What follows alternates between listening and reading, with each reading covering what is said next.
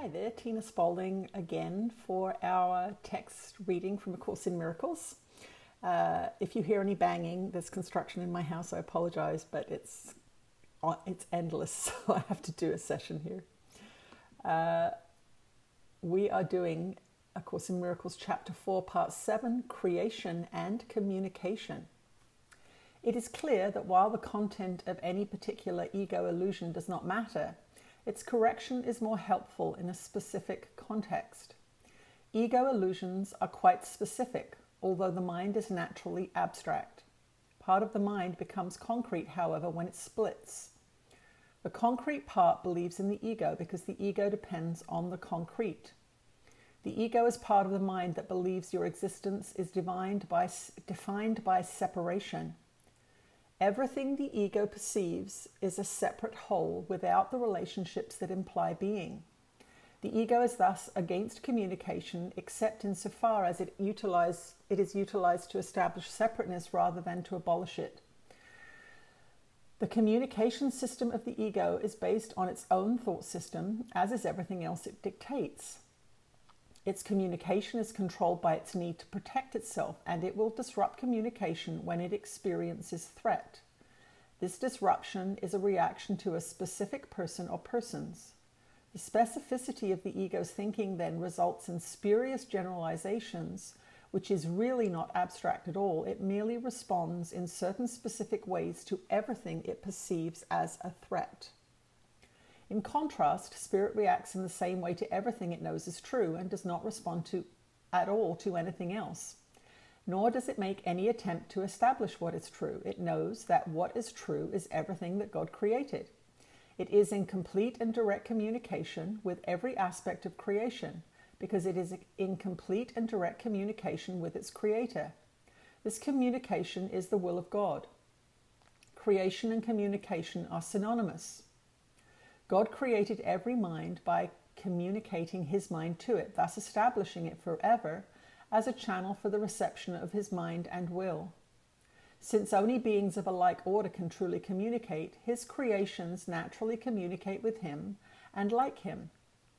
This communication is perfectly abstract since its quality is universal in application and not subject to any judgment, any exception, or any alteration. God created you by this and for this. The mind can distort its function, but it cannot endow itself with functions it was not given. That is why the mind cannot totally lose the ability to communicate, even though it may refuse to utilize it on behalf of being. Existence as well as being rest on communication. Existence, however, is specific in how, what, and with whom communication is judged to be worth undertaking. Being is completely without these distinctions. It is a state in which the mind is in communication with everything that is real. To whatever extent you permit the state to be curtailed, you are limiting your sense of your own reality, which becomes total only by recognizing all reality in the glorious context of its real relationship to you. This is your reality. Do not desecrate it or recoil from it. It is your real home, your real temple, and your real self. God, who encompasses all being, created beings who have everything individually, but who want to share it to increase their joy. Nothing real can be increased except by sharing. That is why God created you. Divine abstraction takes joy in sharing. That is what creation means. How, what, and to whom are irrelevant because real creation gives everything, since it can create only like itself. Remember that in the kingdom there is no difference between having and being as there is in existence. In the state of being, the mind gives everything always. The Bible repeatedly states that you should praise God. This hardly means that you should tell him how wonderful he is. He has no ego with which to accept such praise, and no perception with which to judge it. But unless you take your part in the creation, his joy is not complete because yours is incomplete. And this he does know. He knows it in his own being and its experience of his son's experience. The constant going out of his love is blocked when his channels are closed, and he is lonely when the minds he created do not communicate fully with him. God has kept your kingdom for you, but he cannot share his joy with you until you know it with your whole mind. Revelation is not enough because it is only communication from God.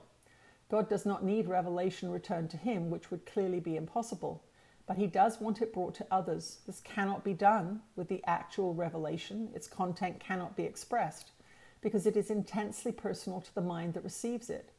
It can, however, be returned by that mind to other minds through the attitudes the knowledge from revelation brings.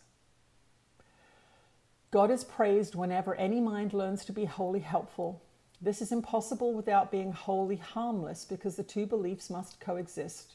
The truly helpful are invulnerable because they are not protecting their egos, and so nothing can hurt them.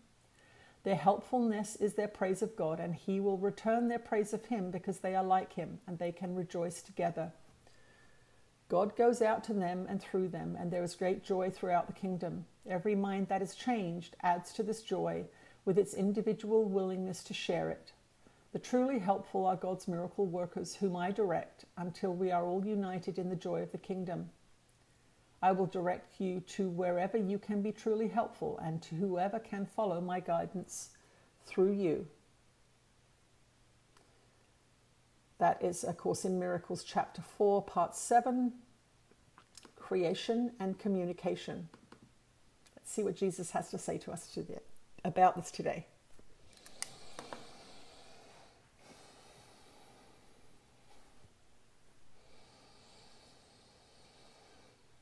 You are blessed beings indeed. I am that one that you know as Jesus. As you go through the turmoil of these times, all of these lessons are becoming very, very important for you to understand. These lessons have been brought to you for this time. Now, there are those that will say that is not true, that A Course in Miracles is a universal teaching forever and ever. Amen. And that is true.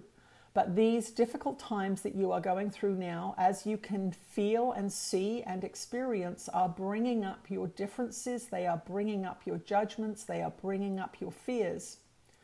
Now, many of you will think that these are all bad things. Your judgments, your fears, your beliefs, your needs, your horrors, your terrors, your hatred of other beings even. But this is for your benefit. This is for your benefit, and we want you to all understand this.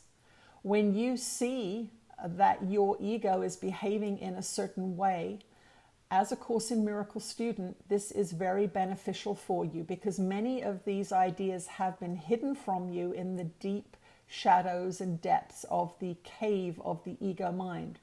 They will pop up occasionally when you're triggered. They will pop up occasionally when you're angry or frightened. And you will see a little bit more of a vicious side of you coming out. But with the increasing pressures of your society and the pervasive messages that are coming through to all of you, you can't avoid them really very much. There are pressures that have never been experienced before, and so beliefs are coming to the surface that have never been experienced before. There are confrontations that families have never had before. There are arguments that spouses have never ever dreamt that they would participate in. But what this gives you is an intense opportunity for forgiveness. It gives you an intense opportunity to see what your beliefs are and to see what other people's beliefs are, but truly other people's beliefs are none of your business.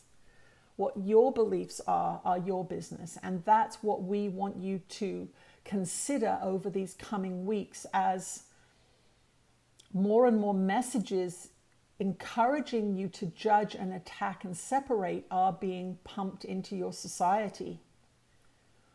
Those of you that have been studying A Course in Miracles for a while will feel the incongruency between the messages you are receiving from your society, perhaps your family, perhaps your friends, and what you know to be the truth of love. And so we see this as an opportunity for Course in Miracles students to really double down on their practice and use their minds in a very proactive way to set their intentions and their frequency. And this is what we want to convey to you today. We want you to reach for A Course in Miracles when you're overwhelmed or frightened or confused. We want you to listen to our dear one's videos or read her books whenever you don't know where to turn. These documents and these videos and these lessons that we have been sharing with you over the years are for this time. They are to give you a firm foundation on which to stand when the storm rages around you. Do not go to the world for a solution. Do not go to other people to try and appease your fears or your worries. Go inside and connect with me, connect with God, connect with Spirit, and understand that it is there that you will find the answers. You will never find the answers in the body or in medicine or the world or other people. Other people are merely mirrors to reflect back to you what you are unconscious of. And this is the other great benefit of what you are experiencing at this time, is you are seeing the unconscious brought to consciousness so that it may be observed, so that it may be healed, so that it may be chosen or not chosen. When you feel within you a belief that is unloving or hateful or judgmental, that is your work for today. It is not your work to overthrow the government. It is not your work to attack other beings for choices that they are making. They are making choices based on what they believe to be the best thing for them. And in fact, you do not know what is the best thing for them because you do not have insight into all of their incarnations, what they were trying to accomplish in this lifetime. You have an inkling of what you are destined to do by what you are interested in, what makes you passionate, what you feel drawn to. Your blueprint speaks through you via good feelings, things that are magnetic to you in that sense. If you have an aversion to something, I don't want to do that thing, or I don't want to go to that place, then that is not for you. You do not have to throw hatred at the thing that you have an aversion to. Do not go there, do not do it, keep your distance. This is what we want you to understand with this lesson, is that you are given every piece of information that you need to make the decisions that your spirit has decided to experience in this lifetime. Not everybody is destined to experience the same thing. Not everybody is destined to value the same thing. Not everybody is destined to want the same thing. Keep your eye on your internal processes. Dedicate yourself daily to reading the course, reading our dear one's books.